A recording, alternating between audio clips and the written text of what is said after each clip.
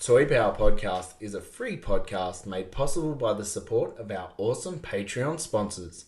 Head to toypowerpodcast.com and see how you can help.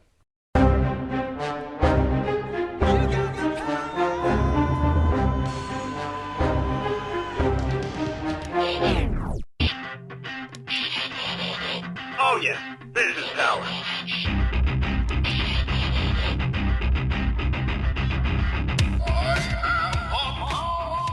Hello and welcome to Toy Power Podcast. This is the show where we talk toys and everything pop culture, and there's going to be not a lot of toy talk tonight, but we'll get to that in a second. Joining me in the Toy Power studio, aka Ben's room, is Ben. G'day, g'day. We've got Scotty. Hello there. And all the way from the land down under Victoria, we have Mr. Criss Fresh. Hey now. Well, this will kill the ratings for Toy Power the second you say I'm on.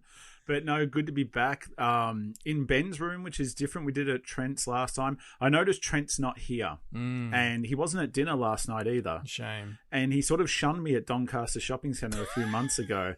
I feel there's a bit of heat with Hollywood. Rivalry. It is what's going on here. That's okay. Like, I'm more of a Mega Bloks person anyway. So, Look, honestly, the three of us are, but we just got to play the game. like, I get, he's a big, Lego person stuff, and I've been very outspoken He's a big Lego person. I find it ridiculous that I'd be given a toy that I have to build before I could even consider playing with that stuff. Like, that's outrageous. So that's where I think a lot of I feel maybe a certain company in Europe have gotten a hold of him and said, you've got to just stay away from the freshness. Oh, well, we'll stay tuned for that. We'll have to chat to Trent and unpack that a little bit. But no, there's going to be a bit of toy talk. Like, there's a bit going on. You had Sean Fuster on a couple of weeks ago. And he was talking about his Mondo He-Man. Yes. And I want to talk to anybody that's got a Mondo He-Man that hasn't opened it yet, because I'll offer something a bit different from what Sean offered. And that's like, stop trying to play with this Hot Toys equivalent, you maniacs. Like, Sean's going, I got it. I was moving my legs. I was doing this. I was doing that. I'll tell you what happened. And this is the scumbag West Heidelberg kidding me. I was reading all of the reviews of everybody going Pops in the middle. And obviously in Australia, we're going to get him a little bit later. And then you hear that Mondo's offering people, replacement bodies if this is what's going to happen. So I went through a couple of posts and I saved their photos of their dodgy Mondo He-Man. If mine came fine, I was still sending a photo going that so I could display the alternate armor. Mine didn't. It came separated in the middle, and I sort of looked at that and I was like, right, it's not a great situation, but I didn't take anything to chance. I went, Battle Armor's my He-Man from my childhood. That I think Thunder Punch looks better, but Battle Armor represents that. I'm going to get that armor on him. I'm going to get him into a stand, and I'm never ever touching him ever again. Yeah. And I took some photos. I sent it to customer service, and credit to them, they got back the next day saying, when we get stock, we're going to send out replacement bodies. Well, how long's a piece of string? Yeah. Well, they sent this early. It wasn't meant to come till February anyway. It's like it was rushed. And here's a $50 credit to spend on your next dodgy Mondo purchase. And look, really, that's all a toy company can do. They can offer you a refund, and that it's fair if people go, I don't want to spend hundreds of dollars on a product like this again because it shouldn't come like this. Because let's face it, do we all own a Hot Toys piece each or no? Yes. No, I've just got a Mondo. No, okay. No, but when you get a Hot Toys thing, there's no QC issues. No, they're freaking perfect. Yeah, the way they're packed, everything, like there's no issues with a Hot Toy. No. So this isn't great from Mondo. And, if I had have pre-ordered a very expensive Battle Cat, I'd be a little bit nervous. Yeah. And Mondo should really just delay it and make sure it's going to come out of the factory fine. But I say that's, in this situation, it's the best customer service really that they can. I don't know what more they can offer. Well, I think they had to, because if they just sort of, went a bit silent, as we've seen lots of other companies do, and no response for ages, this is a big premium product. It was one of their exclusives. that's enough for people, as you said, to go, right, I'm pulling my Battle Cat order. I'm never touching Mondo ever again. I'm not going to go in for the 3-sorted Skeletor. Yeah, absolutely. Dragon Blaster, kill their toy business Battle Armor anyway. and regular. Yeah, But at the end of the day, I'm going to end up with Thunder Punch and Battle Armor on display, thanks to multiple heads and hands that come with figures. I've got a $50 credit to put towards a Skeletor, because it would be pretty hard not to get the Skeletor. Get the pair, you got to get the yin and the yang. Yeah, and but I'd probably be out. It's an expensive line. This isn't great, but I thought they did a great job. Unlike Bulletproof Villain, your fellow South Australians, if you're still out there, you owe me money and you owe plenty of other people money, and you said you were going to make good, and then you ghosted people. Yeah. So I know a lot of people haven't heard updates on that, and you guys don't like getting too heavy with that stuff. I don't care. Seriously, you were still taking orders when you probably knew you were in trouble. Yeah. And then, at least be honest and go, sorry, we're out of business and you're not getting your money back. And then I can go, I'm moving on. Don't string me along with you're going to get a partial refund, or with me, you're still going to get your product. Yeah, I was lucky. I only had one thing. I was lucky, but I know a few people that lost hundreds. Yeah. Well, I'm still out of pocket a couple of $100 at least. But I know for a fact that Trent got some money back, whether it was 60 cents on the dollar or something. Yeah. But that is also because Trent made such a large order. So I think they started at the top with people who had spent thousands and gave them, as you said, 60 cents on the dollar, and then sort of worked their way down. And a bit like you, Fresh, I had one thing, I lost $90. Yeah. And I'm wash my hands of that, and I'm never going to see that. But it just makes it hard. Obviously, I just wandered around the city today, just looking at your main toy places and stuff.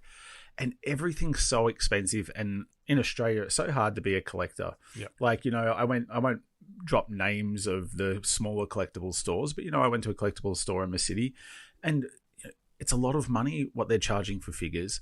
You go to JB Hi-Fi, it's not too bad, or you go to a Zing or something. The fact, or Toy World. I'll use Toy World as the example because it blew my mind. The what's the black droid in Mandalorian? The Death Troopers? No, not Death Troopers. The what are they called? That Luke ends up tearing apart. The droids I'm talking about. Yeah. The squarish looking shoulder ones. They've got a name. They're from the Dark Horse comics that they brought into this. So people are screaming at me over the. It's this. Okay, it's a 3 3/4 inch figure. And it's over $50. What? Yeah, for a 3 3/4. Without a word of a lie. No. I swear. Now, it might come with a thing to hook it up to. Stand, yeah. But that's an army builder. That's a $15 an inch. And that's what and their shelves are packed with them. Yes. And it's no one's buying them. Yeah, and I think there's an Ahsoka there that's a lot of money. You're just looking at this and it's who's buying this stuff? Frank, you are into Marvel Legends. What's the go on a Marvel Legends at a Zing these days? Oh, Zing, $60 is almost the average. Yeah. And then you get the ones that are classed as special edition or ultimate, and they're upwards of $100. The 2-packs, for whatever reason, seem to be decent. They're around 100, 110. And you go, well, you divide that by 2 figures, but you usually only want one out of those 2. Yeah. But their markup is that extra $10 that pushes it from 40 to 50 to 50 to 60, basically. Yeah, it's just interesting, and you might be able to update me. I want some toy news. That Strife, is it only going to be in a 5? Okay, for now, and they did the same with there's the MODOK set that had Longshot and Dazzler, and they even released all of those, and not MODOK. Who am I thinking? Mojo. And all of those have now gotten single releases. Slightly different paint, couple of different accessories, but if you want one, I'm sure it'll go single release. Yeah, I'll wait because I'm a big Cable fan, and the first. I remember as a kid as a teenager going into the city, and the X-Men cartoon I was all about, and going into Minotaur and not knowing where to start with comic books and have it I just looked and there was this cool cover that I think it had Cable on the cover and stuff, and I just grabbed it and it was halfway through the Executioner's song. Yeah. And I had no idea that that's how comics roll. And it was like that. I've missed this whole story. No like, sense. yeah, like Professor X is in like a coma. Like I don't know what's going on and all of that. But that's when I sort of learned who Strife was. And spoiler alert, it's a clone of Cable and stuff. And I've just always thought his armor and everything looked cool. And he obviously came out a few years ago, and he goes for a pretty penny on the second-hand market. When you hear that they're re-releasing it but in a multi-pack, it's like, come on.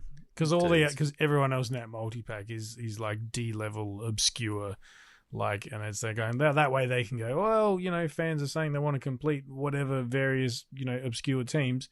Well, we did it, but you got to buy 4 other figures that you probably don't want. Like, so as I'm talking about all this, you're talking to a dude that says he's cutting back on his toy collection. And I spoke to you guys last night and posed something to you. And what's the biggest toy lie you've told yourself over the summer as we're entering in this new year? I know Frank said, Marvel Legends, I could be on not quite a T-stop, but a pause, I could be on a pause. Like, have you guys said something to yourself of, I know, Ben, you're pretty restrained. But like still, your I've already battle broken. here we go. All right, let's hear it. Let's get confession time. I was like, right, all the money I've got for excess funds, which is my toy collection, I'm going to put towards Laser Beast because that's where I am. And I'm like, I've learnt through so many years of collecting, don't bloody try and buy the figure unless it's complete, right? If I'm going to go for it, I'm going to find the beast with its gun. It's two things. It's not like a G.I. Joe or something that's got 10 accessories.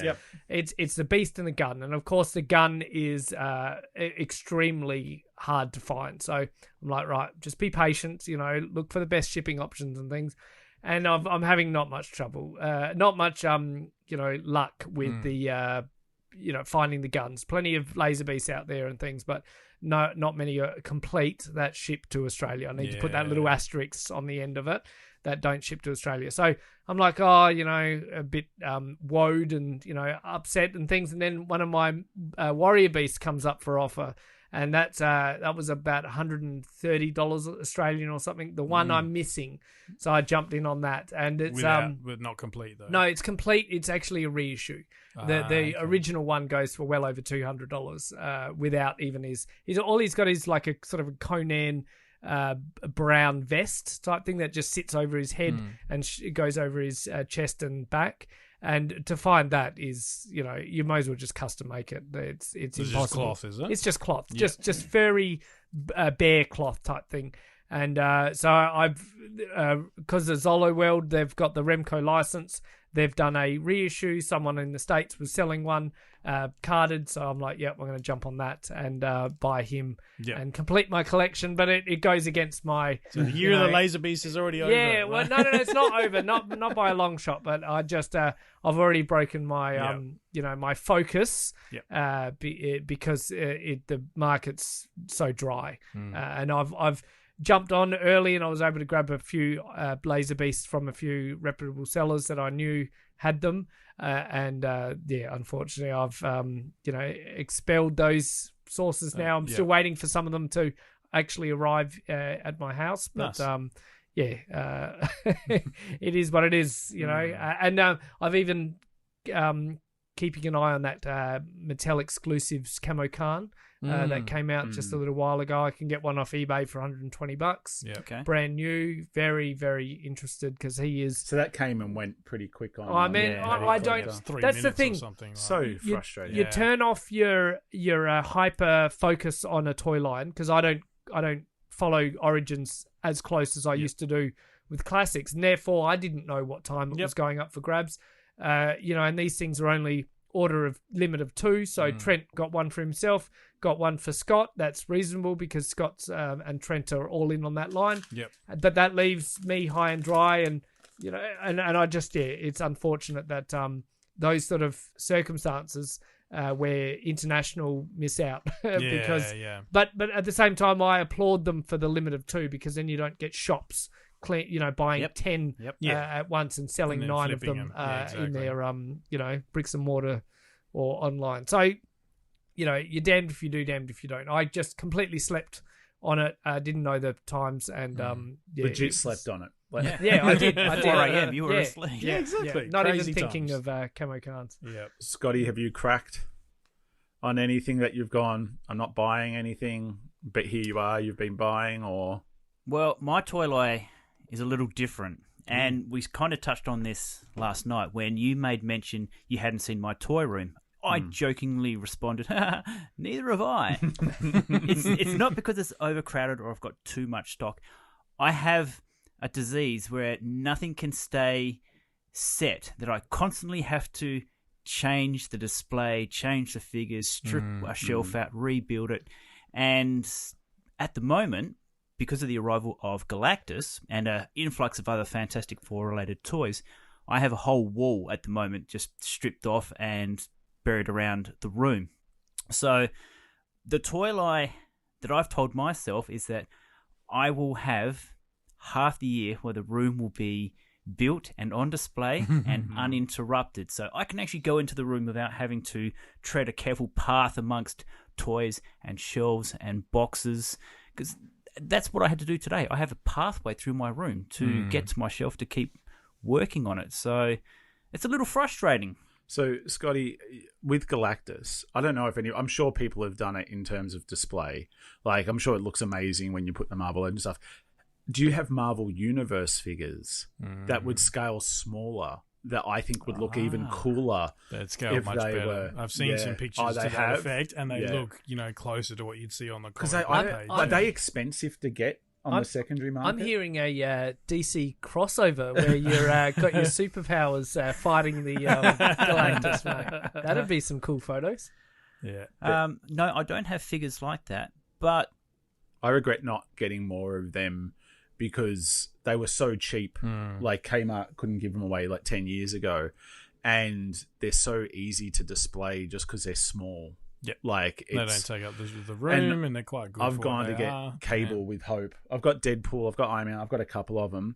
Like, I'm not paying $70 for one of the 300. Yeah, it's but once again, not Star Wars has got you. Then you just but it's not it's not Australian sellers, you're paying the premium on it, the postage.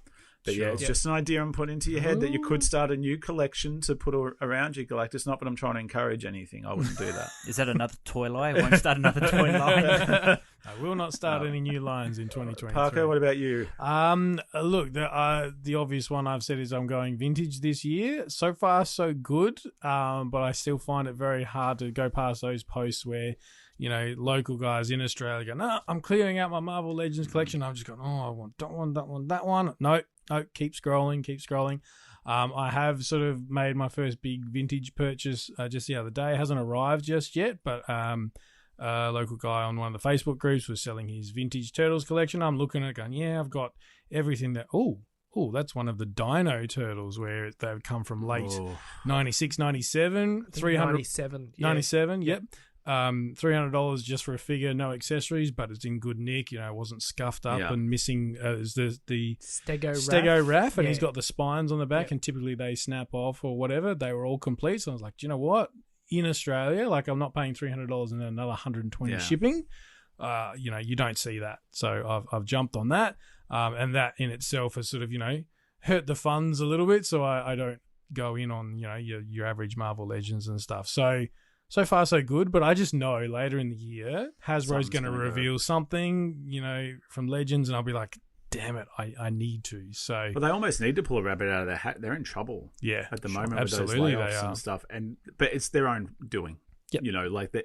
I don't get how you can cater so poorly to a market that wants your product, yet you somehow deliver what they don't want. Mattel does similar stuff. I think Mattel does a bit of a better job. But yeah, I now know why Trent's not here, because I would have held his feet to the fire and got a price on that scratch of what he paid. Because not cheap, and that dude can't stay away from high-end collectible stores that I know of, and they charge a lot of money. Yeah. So at the moment, the price that he paid is blank, but we'll see. Well, I think it was more than the blank. Yeah, that's right. I was hinting at that greatly. Pun intended. Yeah. With me, last year, you guys did that awesome episode where you went over Origins. Yeah. And you convinced me I don't need them because it's vintage that I love. But by God, every time somebody posts, I found these in Big W, I get that twitch. I'm just going to jump in the car. I just got to go.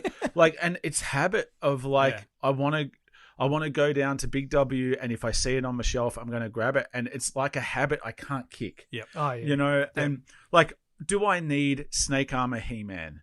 Absolutely not. That's ridiculous.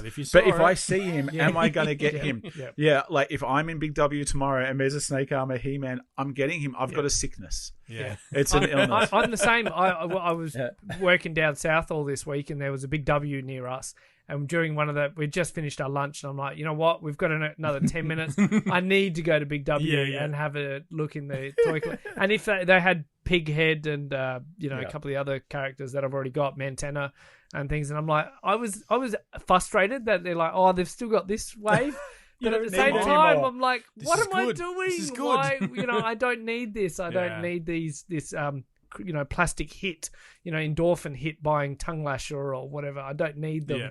But just it's crazy. I do need Stridor because I love Fisto so much. So and regardless of what the vintage art would show, it's Fisto's steed, not He-Man. 100%. Yeah. No, I agree. Yep. And I did pick up last year. The box was banged up, but I got Stridor in box. Oh, nice. Vintage Stridor. But it is just, even when you see that the Transformers movie figures are out at the stores, anything like that, you do twitch a little. I picked up RC because she was on clearance for $10 at Big W. Oh, you'd be losing money. I would have been losing money. It was I was walking out and it was just in the thing because the package was all dinged up and stuff. And it's I don't own an RC. Yeah, it's cool that she's there, but you can't go past it. Yeah, but it does feel. I feel Kmart with toys. It almost feels like Death's Door. Yes, it just. No, I don't. I was in one of those today, and no Hot Wheels even, and that's a sign that they are not even Hot Wheels. Very understocked. Which is not good because Kmart is so popular. Yep. And if people aren't buying toys from Kmart, it means Kmart aren't selling toys. Yeah, because they serve up so much garbage to people in Kmart.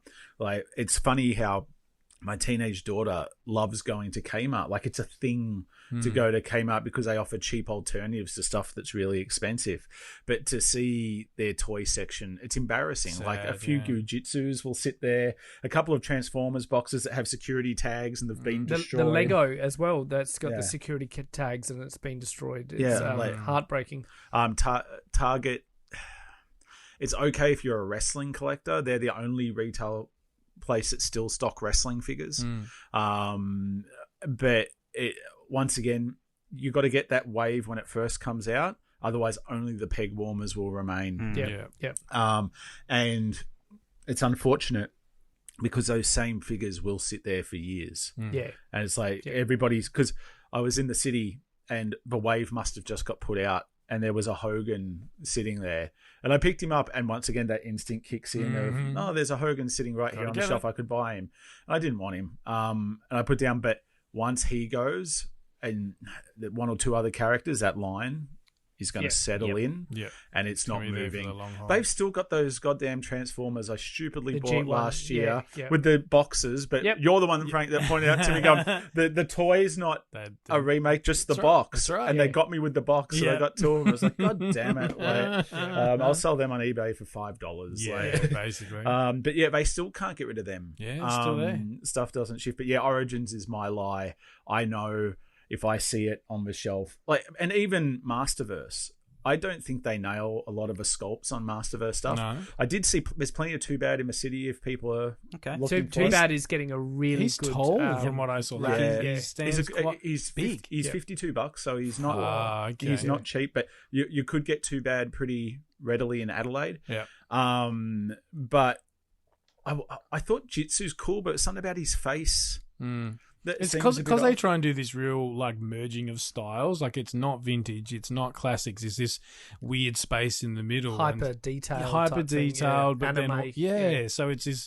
It's not because they're basically reinventing the wheel, and it's not everyone's flavor of wheel. My problem with it is, where does it fit in my collection?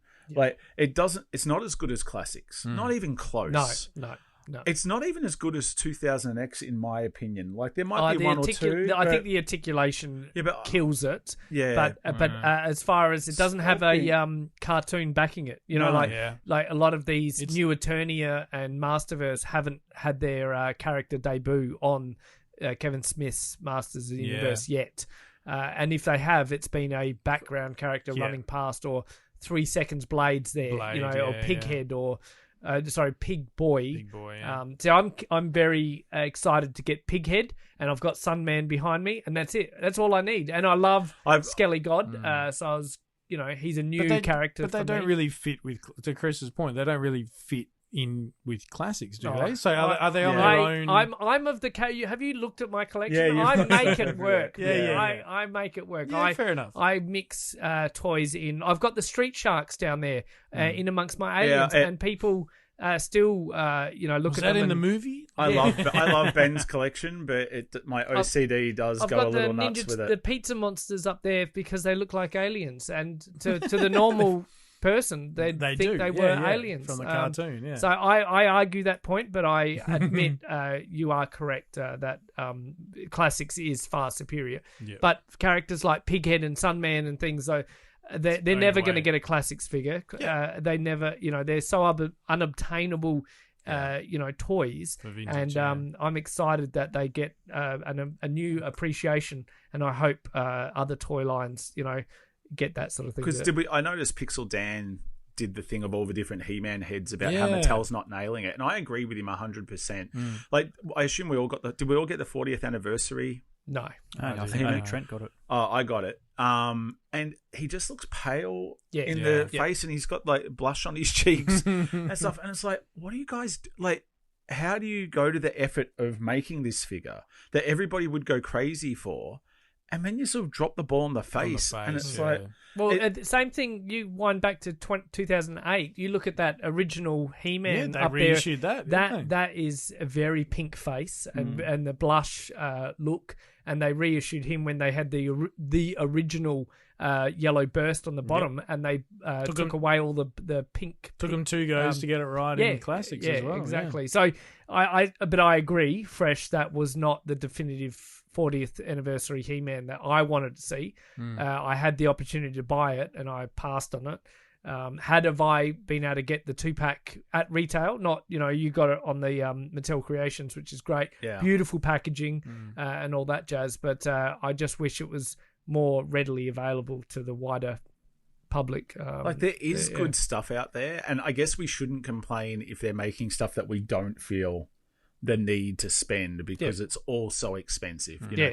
And I think a lot of listeners to this show probably have pretty big collections, and like perhaps not as big as our collections. We're all pretty extreme in how we've collected in different ways. And that's what I loved when I did the tour of everybody's rooms. Every room was so different, and my room is different again. They've all got different flavors and what people are into, but like one stop I was able to do was a W stop, a wrestling stop, right? Because Mattel's always going to bring out versions of wrestlers that look incredible. And you go, like, vintage characters. And you go, this is the best representation of that. But just going to myself, but the Hasbros touch that era for me. That's what speaks to you. And if I can just have them and go, I'm content with a set of them, then I've done it. Because it's never going to end. Yeah. And I don't have the room. Yeah. And that becomes a real factor as well. And for me, what sort of put this whole I'm going vintage was actually those Mondo Turtles. They are amazing. I think they're great. They're their own sort of mesh of styles. They're not 100% classic. They're not 100% new. But the price tag on them, and then I just went, what am I buying these for? I'm buying them because they're characters I love, but it's not even... Like, they spoke to me because they were turtles, but that's it. How many other companies have got, all you have to do is say... About the Mondo 112 The Mondo collective. 112, sorry, yes. I should have specified. Yep. But I feel like, all you have to do is put your hand up and say, I have a toy company, and Viacom or whoever owns it are going to hand you the Turtles license to make figures, right? Everybody's doing it. And so that's where I sit there and go, Why do I love turtles in the first place? Well, it's those original figures. That's where that love comes from.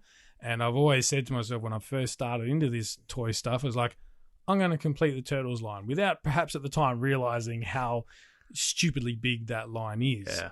I mean, I think just the figures alone, it's around about 300 figures. Oh, really? Yeah. If you go forget your play sets and your vehicles and figures, 300.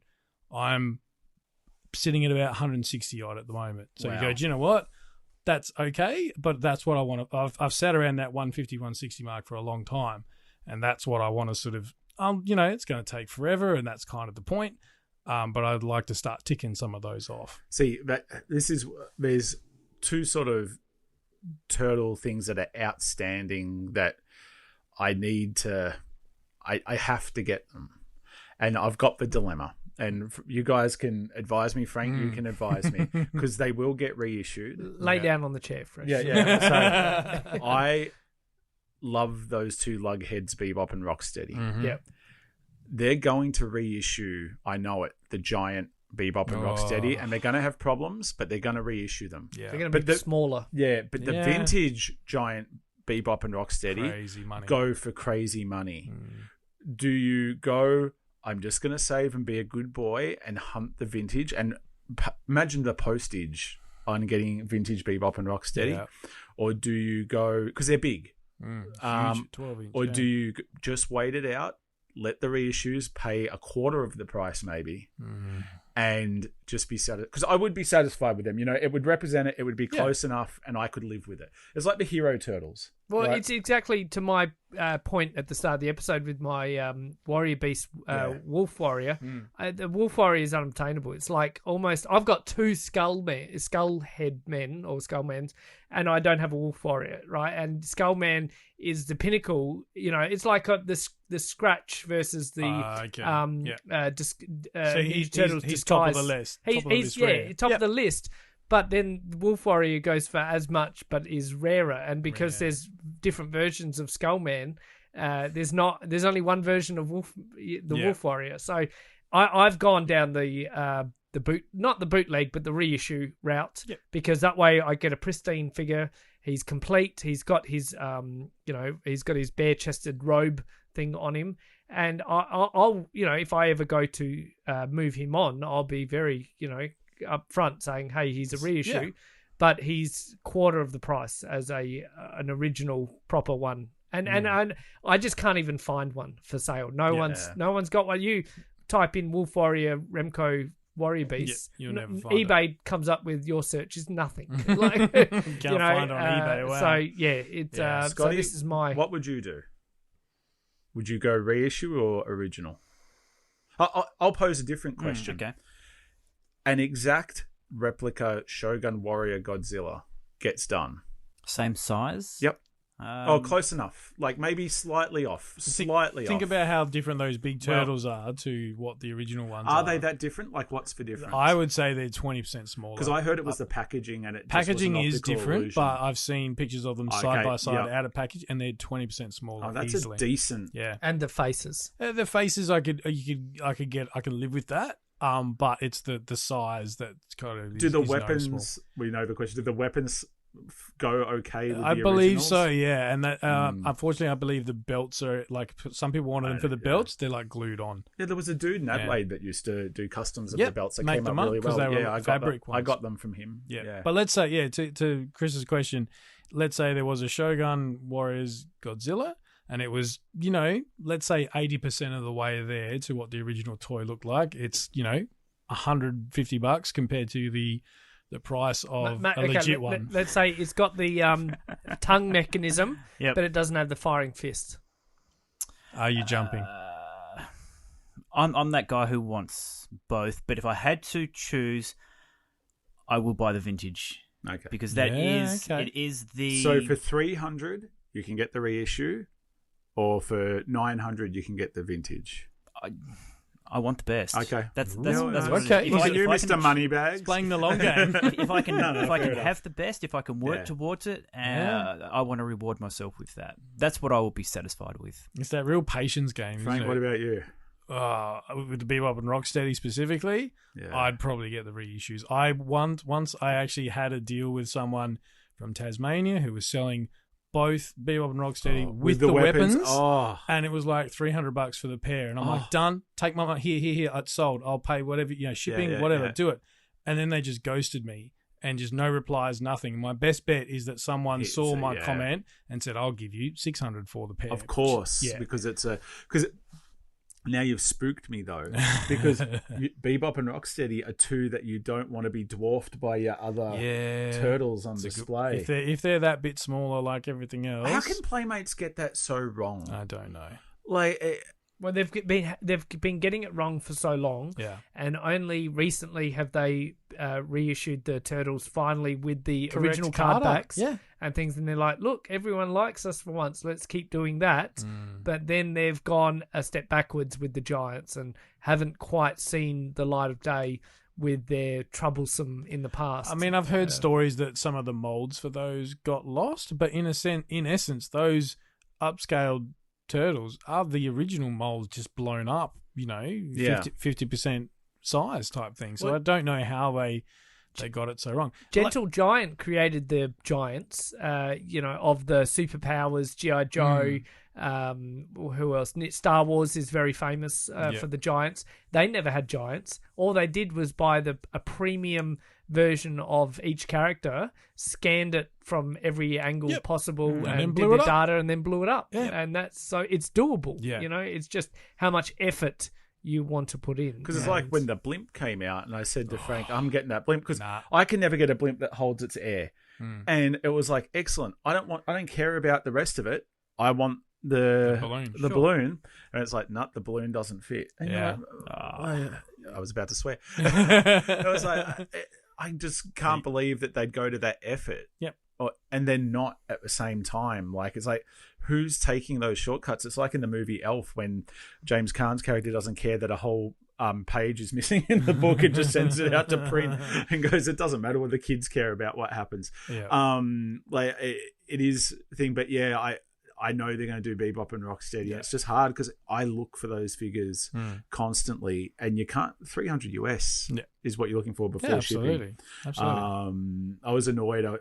I watch certain toy hunt vlogs on eBay, on YouTube, because it's like pornography for toy collectors. I'm just seeing, because they always have stuff where we go, imagine if we saw that in Australia, and it's just sitting there. And this I was watching a wrestler, and he was like, it's kind of, he doesn't know anything about toys, and he goes, this Bebop and Rocksteady is really cool. I've picked them up, and I've just gone, give them just to me. able to walk into a store and just find them, and just buy them. And it's like, it's different just world, isn't it? It is a different world. But no, I'll probably hold my nerve and wait and see, because you do get people then that go, they're going to reissue. I better sell out now while I can. And I've seen that in wrestling. So what Mattel has started doing is, like, wrestling figures are really strange with their Ultimate figures. They really hold value and go up in value. It's extraordinary. And so Mattel started to come back around, and it's a good thing, I think. A lot of collectors don't like it, where they've gone, there's a lot of people that didn't get this figure 8 years ago, reissue. And then you see the panic listings of get it up. And it's like, dude, you snooze, you lose. You should have sold that when you had the chance. But I don't mind that idea, even if they make it slightly different. And like they did, like the Ultimate Warrior in his attire when he wrestled Macho Man in a career-ending match. I've had that figure from when it got originally released, and I've just opened it and always just liked it. But they've redone it, and they've made the jacket a bit better and more tassels, and like technology's upgraded. So if you want to upgrade him, there's improvements. If you missed him before, you're not paying $300-400 for this figure. Like, I don't mind that idea. Hasbro do that all the time with Marvel Legends. Like Rogue is a relatively recent example. The original Rogue goes back to 2015. Hard to find. She was part of that Juggernaut wave, so already very popular, and she's a popular character anyway. And when it did come up for sale, the original one, it was hundreds of dollars, because that's what the market demanded. Then they said, hey, we're redoing her. And, even on the classic sort of Toy Biz card, and same thing, you had all these angry guys just going, oh, well, now it's devalued mine. I was like, well, if you wanted to sell it and make money, you had that opportunity. It's for gambling. years. If you're buying toys for investment, you're gambling. Absolutely. So you can't complain. I don't buy for investment. Sometimes things have worked out well for me and I've gone to move it on and it's worth a lot of money. Sometimes I've lost a ton of money. Yeah. Oh, yeah. And it's like, whatever, I don't care. Like, I didn't buy it for that. In that moment, I enjoyed buying that toy. Yeah. I've moved on a lot of Star Wars vehicles recently because I've just got no room. And some of the stuff I made decent money on, and some of the stuff I lost, and it didn't matter because at the time when I got them, it made me happy to get them. And when I got rid of them, I got rid of them. Yep. The time is right, and it's a cathartic feeling to move it on, to make space for your next toy purchase. Speaking of making space for your next toys, we saw DC scrap a lot of things. And how's that for a segue? Nice. And then nice. James Gunn has come out and announced a new slate. He didn't just announce a new slate. I think he made 78 announcements. Something like that. And he was pretty quick to say, 8 to 10 year sort of field of outlook. Can't use the word phase. Marvel have a copyright on that. Yeah. What did he say? Field. Chapter one. Right. There you go. Chapter one. And he also said, the same actors that are playing in the real live action films will voice the animated versions. I like that. And things. That's very cool, but this is going pretty deep, pretty fast as well. I think this was a mess. And really? Kudos to DC for continuing their trend. Because let's look at it this way. I personally think I like James Gunn a lot. Guardians of the Galaxy Christmas special, I adore. I think I enjoyed his Suicide Squad movie. Peacemaker's incredible. All that sort of stuff. I don't think he's gonna make it, right? He's a creative dude, and I could see him going, this doesn't work for me, I'm gonna go do something I want to do. He's a creative force. We saw it when Disney let him go stupidly after some old tweets were on. He just went to DC and handed them the Marvel handed DC the Suicide Squad and Peacemaker by letting James Gunn go. My concern is everybody's already trepidatious about DC. They've axed they've said Titans is going to go. They're wrapping up all the Berlanti shows. They killed Batgirl, which was a very contentious decision to do. Poor Michael Keaton. They've hung on to Ezra Miller's Flash throughout all of Ezra Miller's chaos. And he even talks about that. He's like, we're looking forward to Flash. And I feel like, because that whole Flash and Ezra Miller thing, that was in play long before Gunn was ever attached to DC. It is. And I feel like part of his contract is, hey, you've got to back this project. And possibly from he's a creative dude, as you said, he's looking at the story. That's their entry point, because from its time travel, all that stuff, that's going to reboot their universe. So that's their excuse to go, goodbye, Henry Cavill, goodbye, all that sort of stuff. Here's the point forward. So he has to, in that sort of a presentation video that he did, he has to publicly back it, whether he does in private or not. Warner Discovery, that company, which is gutting HBO Max and doing all these cuts and everything, shows are being pulled off that you go, why are they ripping that off HBO Max? They're making a lot of change. They killed a movie for a tax write-off with Batgirl. Going out there as the creative person facing the audience and going, here's this many announcements. When really he has no control if they go ahead or get made or get finished, because the money people can come down and go, nah, we've changed our mind, we're going a different direction. Is it any different to what Kevin Feige does when he gets up in front of a Disney D23 and says, here's the next 15 films? But they've backed off on that a little bit recently. Or maybe I've lost track. But I feel like I don't know all the phase movies and all the dates and everything like you used to know. Maybe there is, because you used to get those graphics and charts. And I know they are going, it's pretty much a big Kang War that's coming. They've announced the next two phases. Phase 5 is sort of largely announced, but 6, which is the next end game, which is however many years away, there's a lot of question marks on that graphic. I just feel like DC have no goodwill in the marketplace. And maybe what they should have done was go, we're going to make a Superman movie. and this is the actor that's in the Superman movie. I've penned it. It's inspired by this, and make the best Superman movie you can make.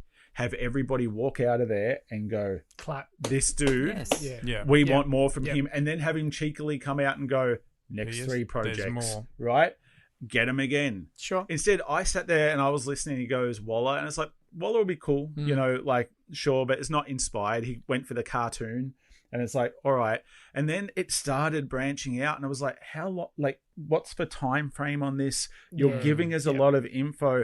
And like all of a sudden, we by the end, we got to Swamp Thing, which I'm all fine with, and the Lanterns show. Yeah. And it's like, dude, wind it back. He had a Batman movie in there. I think Batman and with Damian Brave and the Wayne. Bold. Yeah. Yes. And it's like, hang on, but how does that tie in? Like, because did he say that Right at the start, he referred to the Yeah. Matt Reeves Batman, and what while do he they call that? It had a name. Elseworlds. Yeah, Elseworlds. so that's their. So you know Joker what? would be Elseworlds. In the same way that Dark Knight sort of sat to the side while all the Zack Snyder stuff was going on, I feel like that's what they're going to do with Matt Reeves' Batman, because that's been a success, but it's its own thing, and this Brave and the Bold is going to give us whoever they choose. So for I the guess new DC's deciding if we can have Batman in a lot of comic books, we can have Batman in a couple of movies. Batman. Yeah, why It's not? I get I don't worried know that you can do it. So I watched a video today just to refresh myself, and I got worried. Like they're like, "Oh, Supergirl's going to come in," and I'm like, "Cool, thinking of you, Frank," and that's wicked. But he's like, and I love the such and such story arc that they did last year. I'm like, what are you talking about? Last year, Supergirl's been around for quite a while, and you're choosing the he was storyline referring, from last year. Yeah, the comic book storyline, Yeah, Woman of you know, Tomorrow. Yeah, I'm just like, man, that's too recent, to be calling out something. I don't. That to me says he hasn't looked at enough depth of some of these characters. He's choosing All-Star Superman, which is only from maybe 5-6 years ago. Damian Wayne, which again only 5-6 years ago, no more than relatively 10. recent. Yeah. They're all very recent storylines. I don't hate Damien though. A lot of people do. Yeah, there's a real I don't- Damien or Dick sort of like, Well, look, we all love Dick, but Yeah, there's room for that's- Damien. that's what I've heard, yeah. In there. We need that Mondo He-Man, junction noise in there. But like with Damien, they can get into his mum. yeah, and stuff so like you that. bring in the Al Ghul's. Yeah, like, it can go into cool directions. And one of the things I liked about Affleck's Batman was it felt more like a comic book Batman. he was where- a beast. Yeah, where He was I huge. respect the Nolan Batman films, love them, but they were very real world. If Batman was in the real world, Yep. I still love the idea of Batman being in a superhero world. Yeah, Because he's got to fight Beast when Yeah. he fights the what do they call the Parademons? Parademons? Yeah, that was believable Yeah. in his format. correct. So I agree, Fresh. I think it would be cool to see him in a comic book environment. It will be interesting to see who gets to Court of Owls first, because I think that's the coolest story that they haven't hit, and I think Reeves would kill Yeah. that. would want Yeah. Court of Owls. Yes. I almost think it needs Matt Reeves Yep. touch to like make that scary. it sort of Yeah. fits, because that would be terrifying, like having the Talon in there and stuff like that. But They set it up. They dropped plenty of hints in that Yeah. Batman film to indicate that's what they wanted to do. Yeah. but I don't know. I think they've got to win us over a little bit and win a bit of trust. It's a bit of a twofold thing, because I think if they, to your point, Fresh, if they'd just gone, here's a Superman movie, everyone would be like, well, duh, we know we're getting new Superman, otherwise you wouldn't have given Cavill the flick. I feel like people now want to know that there is a plan. Because when Man of Steel come out, we went, you know what? At the time, not a bad movie. And it's, to be honest, of all that sort of Snyderverse, it's probably the one that holds up the best. And at that time, they just made a Man of Steel movie, and there wasn't a clear plan. People now are used to, for better or for worse, they're used to the Marvel format. They're used to knowing this is all leading somewhere. Don't tease us with a pretty good Superman movie and then follow it up with The Authority or whatever else they've got planned. Like, they want to know that there's a plan. So I feel that's why they did it, almost in a direct response to Marvel. And look, I personally, I'm going to be the Darren in this episode and be really positive about this. I was really excited by this, and I'm a Marvel guy more so than DC guy.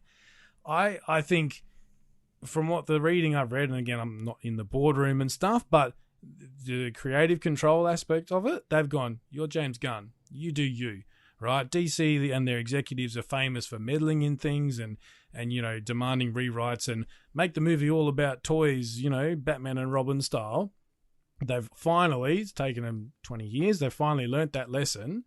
James Gunn has gone, and I can imagine James Gunn being the sort of person to go, if you want me to do this, I'm doing it. You guys in suits, you stay away. I think he's the guy. They tried Jeff Johns, great storyteller. That doesn't mean he knows how to make a movie. Yeah. Jim Lee, great artist, doesn't mean he knows how to make a movie. James Gunn has the clout and the background, knows how to make a good movie. Yeah. This is a guy who made a talking raccoon and a living tree household names. Yeah, it's so true. Right? Well like said. he can do it. And so some of the questions I've seen is people go, oh, The Authority, which is like a Wildstorm spin-off. And people But it's go, not. who the hell Yeah, are it's not Jim Lee written though, is it? the movie? No, the comic book series. The Oh, Authority. no, I'm thinking Wildcats, not Wildstorm. I don't know who wrote that one, but like people are going, oh, that's too obscure. And I'm just like, look at who's giving this information. James freaking Gunn. Yeah. Like he can Yeah, I do agree all with these things. So, and I think it's not like, it's nice that he's not trying to write all of these because he couldn't. He's one person type thing. So I feel positive about this. It's nice to know that there is a plan, that they're touching on. There's what is it they call Paradise Lost, which is kind of sounds like a prequel to Wonder Woman. You've got a Batman movie, you've got a Superman. There's your Trinity. And then you're starting to flesh out the Lanterns, some of these other characters. And, whatever their phase or one sort of ending film is going to be, you start to tease Darkseid by the end of one of these projects. Or even one of the other characters, that big grey-faced guy with the yellow suit. I can't remember Mogul? Yeah. Mongol. Mongol. Yeah. Give him a shot. Instead of Darkseid. Darkseid's awesome. Yes. But give one of the other big DC big gods, I think Kirby gods, Yeah. But I don't think we actually Darkseid. Problem is he didn't get a go. No, he It's didn't. true. Like That's you very had true. to watch for Snyder cut to get a piece of him. Yeah. Yep. And that's the whole problem with that failing of that universe. Was we feel like we got to look at all these people, What could like have been. Deathstroke or so true. like Lex and all of that, but none of them got rolling. Nobody got rolling in that universe at all. And like my only thing is we're going to have Batman and we're going to have Damian and we're going to have Superman and things. I'd love to hear some actors' names, and that would really solidify my trust that they are serious about this. Do you think they didn't go for a name with Superman because It's too soon. It's too, people will go, but what about Henry Cavill compared to? It is too soon, but playing devil's advocate, from a Masters fan, I've been still waiting for my He-Man movie. How many different castings have we heard on that? And it's They reckon just, they're filming in April. Well, mate, honestly, I'm at the point now where no matter what industry says it, Marvel, I'll give them the benefit of the doubt because they've proven themselves. But anyone else, I don't believe it until I see a trailer. Like I don't believe there's a new Aliens film. I don't believe Predator Prey was coming out until I saw the trailer. I didn't believe Mortal Kombat was coming until I saw the trailer. People are lining up in Adelaide to audition. I'm like, I don't know. This I could don't be know. fake. It's all a ruse. Is it Mortal Kombat or is it something else? Yeah, I need those trailers to properly solidify my belief in this crazy heavy social media world. So, Scotty, where do you land on all this? I got to say, with everything we've had DC Cinematic Universe, for me and people I've spoken to, it feels like there's no direction. This is a rudderless ship. And I think what they've done here by releasing 5 years of films and television is they're saying, we have a plan. We know what we're doing. We have a start. We have a middle. We have a finish. We promise you this is going to work. It's going to make sense. We know we've got it wrong in the past. We're not going to do that again. I'm excited for that. I think it's a sensible move. I hope they get it. I don't trust that the media company behind this They don't. is not going to cut his Don't share legs out vision. from underneath him. You know, because the fact that they wiped a movie completely, it was done. Yes, $90 million. Yeah, Gone. that movie was done, and like I'm concerned that shareholders that don't care about any of this stuff, all they care about is the bottom line. They come in and go, I don't care who James Gunn is, what we're paying him. This is a tax write-off. We're going to buy him out of his contract and screw his slate. If they do that, then they're toast, right? Yeah. Like I feel like this is their last big shot to really go toe to toe with Marvel, and they've got one of the guys who, did a really successful franchise for Marvel. Well, let's face it, DC are now already 15 years behind the 8 ball in comparison to Marvel. By the time they get their first movie out. What's more likely? Do DC get 5 years into this slate successfly, and we're hoping for the next 3? Or does Todd's Spawn movie with Jamie Foxx and Liefeld's Prophet movie actually get made? It's going to be DC. You hear this, cool, Spawn's coming back, Todd, it's quite interesting, get excited, it's coming. I looked at the reviews the other day, and I dare say it's going to be DC through and through. I don't know. I reckon could the He-Man movie be made in that time? Who knows? What kills me with the He-Man movie, I'm sure if you go back to early Geek Dudes, there's me mocking Mitch about his Shazam movie. Yes. He's going to have 2 Shazam movies and a Black Adam, regardless of their success. Yep. And no Before Masters, He-Man. no Master movie. Like Blue Beetle's gonna. I know. I am interested in Blue Beetle because I know nothing about the character. He's very Iron Man-esque, like with the suit sort of building up around him and taking over him and things. So I'm interested to see that, but only from a curiosity point of view. I only really know him from Young Justice, and I really liked him in Young Justice. Well, the actor is the Miguel from Cobra Kai. Nice. Who, okay. I thought did a really good job in that show. So. Did you guys all see Black Adam? Yes. Not yet. We dodged a bullet with Noah Centineo. I think we can all say that. But he was portrayed as a imbecile. I know, but I even thought the acting was a touch. There's another show he's in, Netflix one, The Recruit, I think, and he's basically like, he's a lawyer who works for the CIA and gets into mischief, and it's basically an action type thing. I will say he's not bad in that. I did laugh. He had his He-Man neck. Like, he had a massive neck in that movie. That dude was... Because he got in shape for He-Man. Like, he was ready to go, and they just kept delaying it and delaying it. Yep. And they're claiming that they're going to Prague, which is... I think where they filmed a lot of the Phantom Menace, because there's that Rick McCallum bit in one of the documentaries where he's going, "We'll go to Prague, Ewan." So if they start filming it, it's on because it is Netflix. Well, I mean, and Netflix need content, Oh, so it's Netflix has got it now. Yes. Okay. Yeah. I think that what we've seen of the Masters movie is what Kevin Smith gave us with the cartoon. And I think they're going to continue to push that with the new toy line and things before they actually get their SHIT together and get a live action sorted. And that's just my opinion because it's easier to do. You will never see that many characters in a live action as you have seen in a cartoon. Agreed. And you just hit the ground running in a cartoon. Whereas for some reason you need to.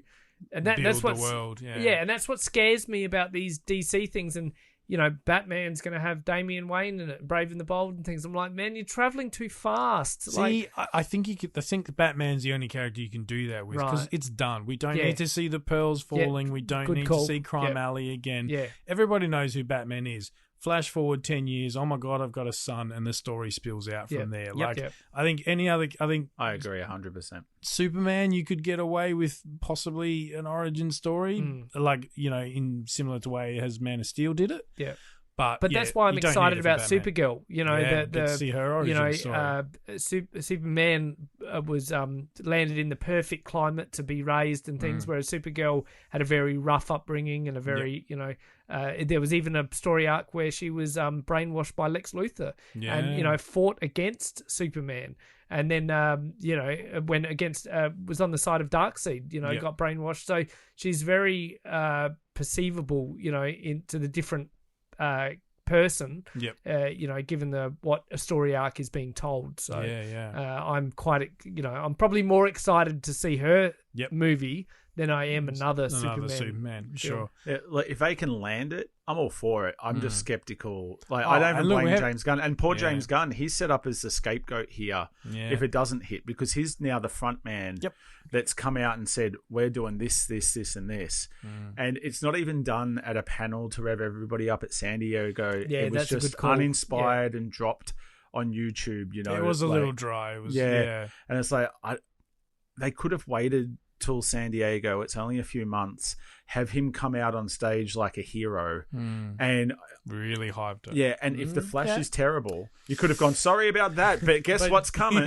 You know, forget that. And if it was great, you could go, well, if you liked that, There's more to come. there's more to come.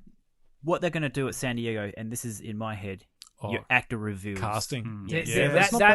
That will make me believe. Yes. You know, that will make me a believer. So James Gunn will stand on stage and say, remember I spoke about this? Well, Here's Clicks his your finger new and- Superman. yeah, here's here's your your new new Batman. Superman. I tell you what, the kid in Elvis wouldn't be a bad Superman. I was watching Elvis, and I was looking at him, and I was like, he wouldn't be bad. Yeah. Yep. I remember being at San Diego in 2016, and in the lead up to Batman versus Superman. And yes, we knew it was Cavill and Affleck, but that was when, and it wasn't even a trailer, that was when they dropped the first footage of it. And it was a bit like you were saying, Ben, you just go, is this really going to happen? Are they going to do it? And it was that footage that eventually made its way into the trailer of just Batman staring up. He's in the mech suit, sort of staring up at the clouds, and just the lightning strikes, and you see Superman there with the red eyes, and the room went ballistic. And that footage, is, regardless of what you think of the finished product, but that footage made people believe. Oh, for sure. As to, oh my god, this is they real. they blew that. Like, even when you saw like the Dawn of Justice, the director's cut, and they made things make more sense. Like, you know, that African woman that was testifying against him in court and stuff, why she did that, like she was bought off and that.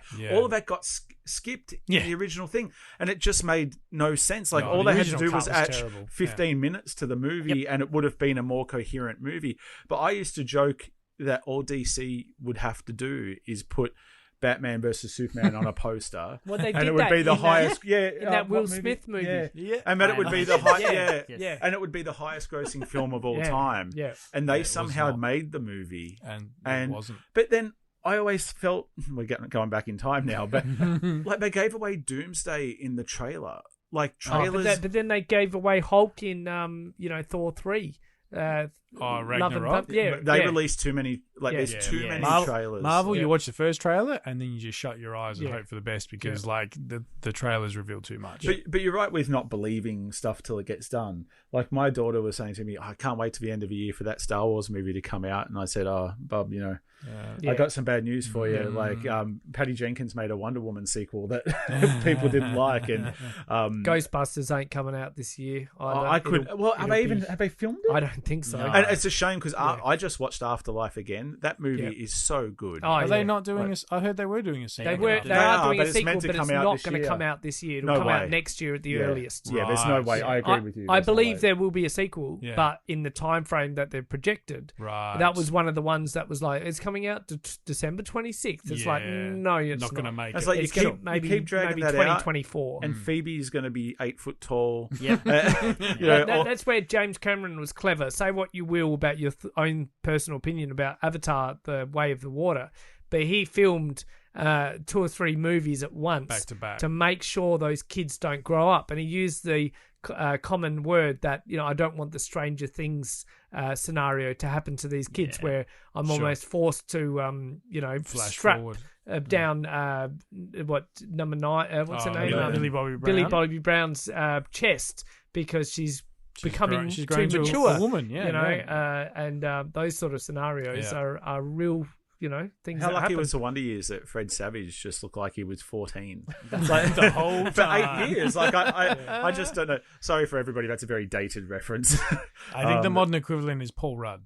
Yes. He's ageless. Yeah. Like, Yeah. circling back to DC, one fun thing to end on. Booster Gold is one of the shows we're getting right now. He's, for those who don't know, he's a douchebag from the future who comes back in time using future technology to basically be a cool superhero. Now, I think if this had happened 10 years ago, You would have had Nathan Fillion as your guy. He's that cocky sort of, football players type. Who in the modern era, given this is still a couple of years away, who would you cast as? How old? I think you could go younger. To be honest, you could. It doesn't have to be sort of mid-30s. He's like an influencer, YouTuber sort of. Yeah, actually, that's not a bad angle. Yeah. The social media aspect of things. Who are you casting? Who do we think? Dusty from Stranger Things. Oh, I don't know. That's not bad. Yeah. Get him to hit the gym because he uses technology and stuff. He doesn't have to be. He's got the attitude. Yeah. I'm just thinking of people that I know. I'm terrible with names, actors' names, but Yeah. And someone young, he's If it's got to be young, because my thing with whenever you go over jockey, I always say Hank from Titans. Put him in everything. He's Jack Reacher, isn't he? Just amazing. But that dude's just unreal. Yeah. Yep. Who's got a lot of swagger these days? Yeah, that's what you want. What about one of the guys from Cobra Kai, the Mohawk kid, Hawk? Oh, yeah. Yeah. Lip. I'd like to call him. No, he's a good pick. Yeah, well, I think Cobra Kai. A lot of the kids will get picked up from that show, unless you're a LaRusso, because nobody likes any of the LaRussos. You could just put Johnny Lawrence in and.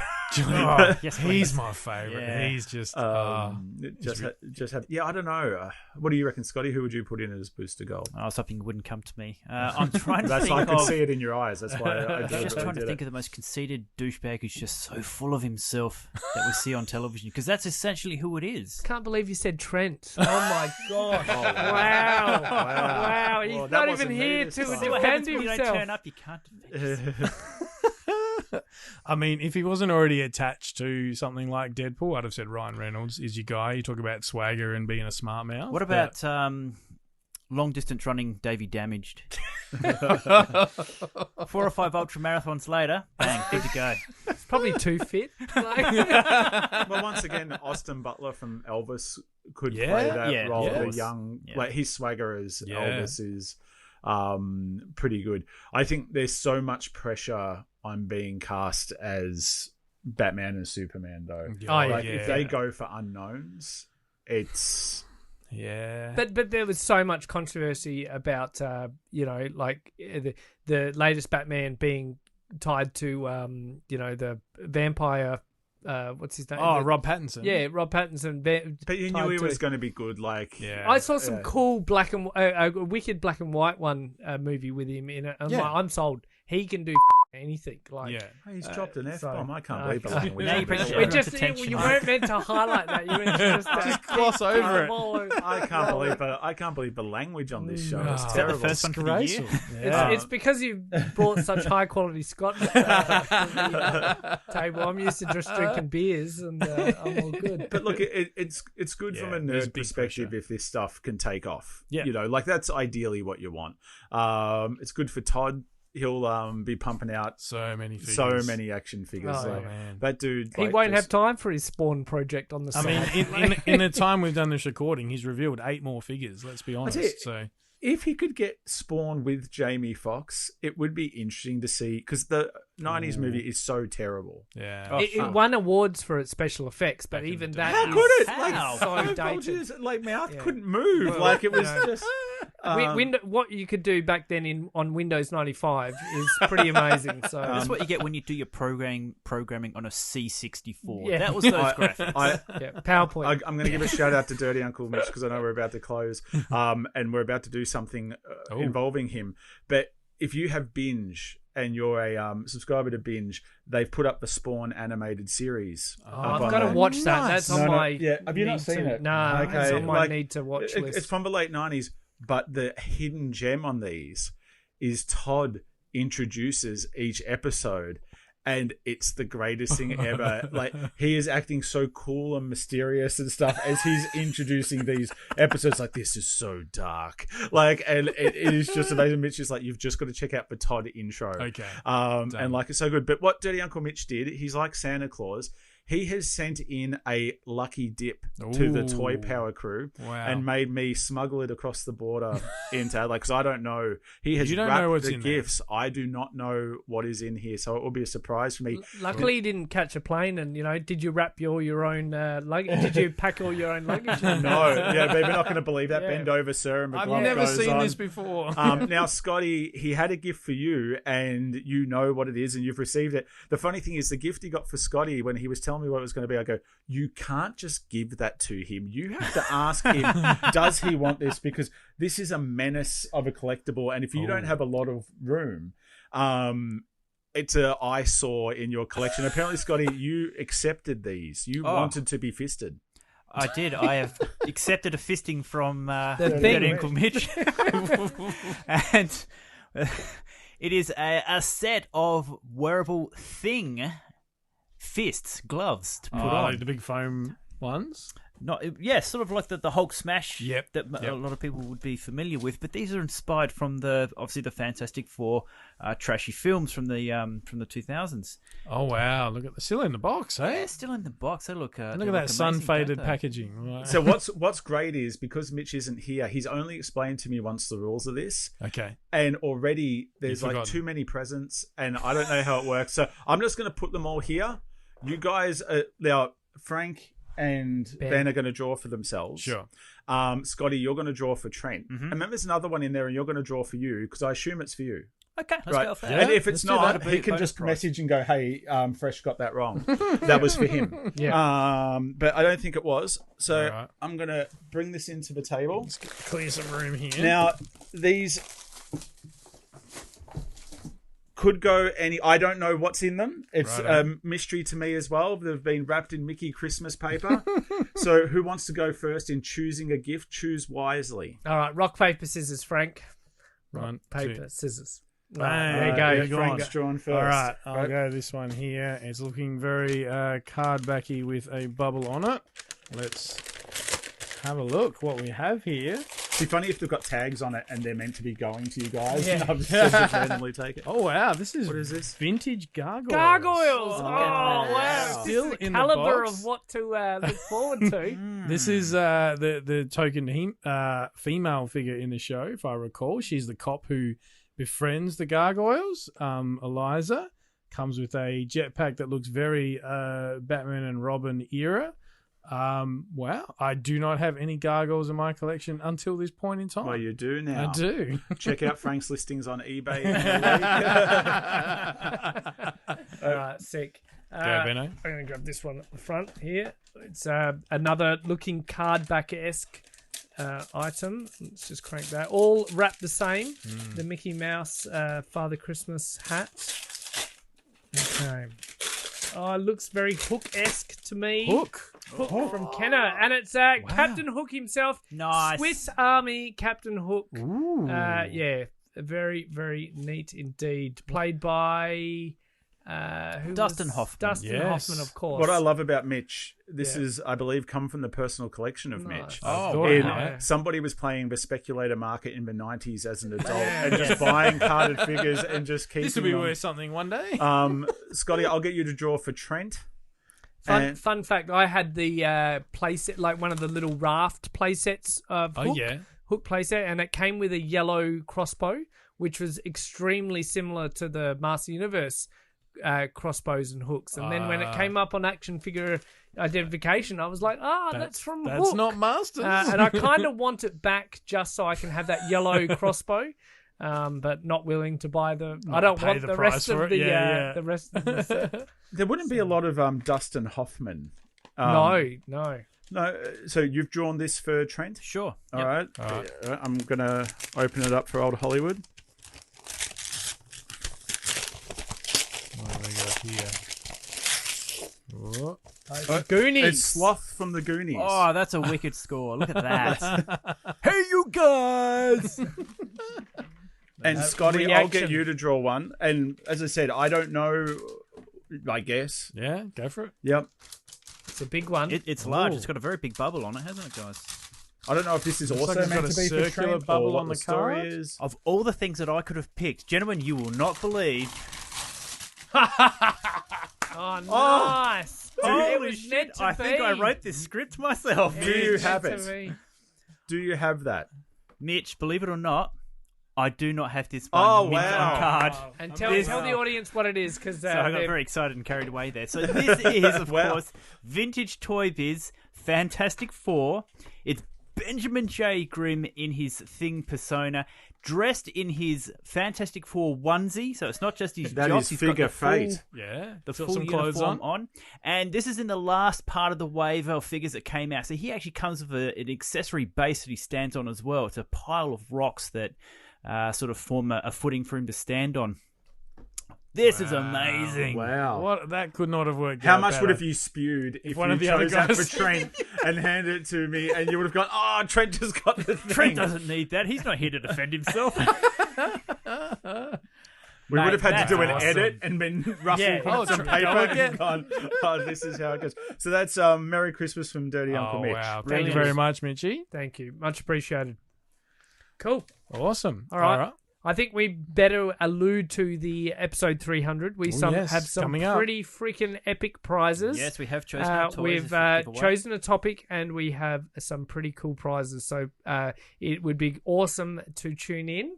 And the more you know about Toy Power, the better chances you have on maybe securing yourself a prize. That's all I'm giving away, but Yeah. there are some pretty cool prizes indeed. So you've got 2 weeks or so to listen to about 299 other episodes, Yep, and then you might win something. that's it. Good luck. Guys, should we maybe put some spoilers for our prizes out? Oh, Should we drop some hints Okay. along the way on social media for the Yeah? next couple of Yep. weeks I think to so. entice people to? Yeah, Get there's excited. There's some good stuff in there. There's again, without being specific, there's some vintage stuff. There's some Master of the Universe books that are quite hard to come by these days. There's a Hook figure. There's a Gargoyles figure. Gargoyles figure. We've got some Ninja Turtle stuff, some Masters stuff as we called out, and they are premium Masters figures. Might be the ultimate version of those figures. Yep. And one of the Ninja Turtles is not modern; it's quite vintage indeed. Very vintage. So, I'm in on that one. yeah. So listen out.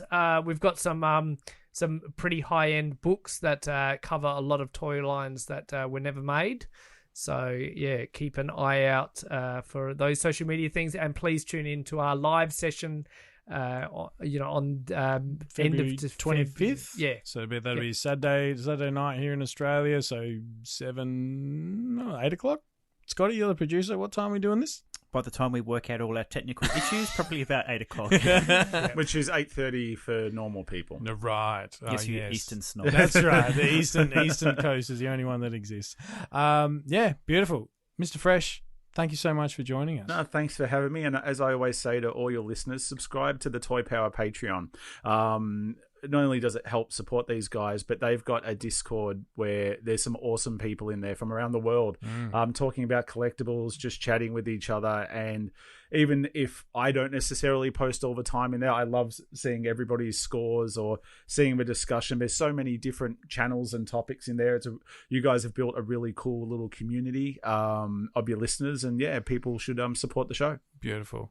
Thanks, man. Cheers. No worries. Well, thank you for joining us, everyone. Thanks to all our Patreons, as Mr. Fresh said. And until next time, we will see you around the toy aisles. And until next time, good journey! You can find the Toy Power team at all the usual online places. Facebook.com/ToyPowerPodcast, at Toy Power Podcast on both Twitter and Instagram, or have your say and email us toypowerpodcast@gmail.com. Subscribe to the show on both iTunes and Stitcher, and please leave us a review. Otherwise, we just assume we're awesome.